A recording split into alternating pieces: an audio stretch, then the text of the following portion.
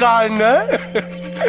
अरे बाबा हम बहुत कमीना बाड़ी है, पूरी बतिया फिर भी ना बताऊनी।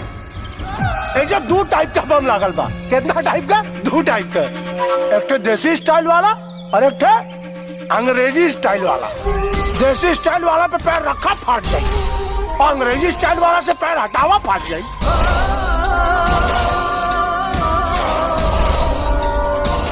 तो गड़वा ना अंग्रेजी स्टाइल वाले पे पैर हटाउला बम फाटल।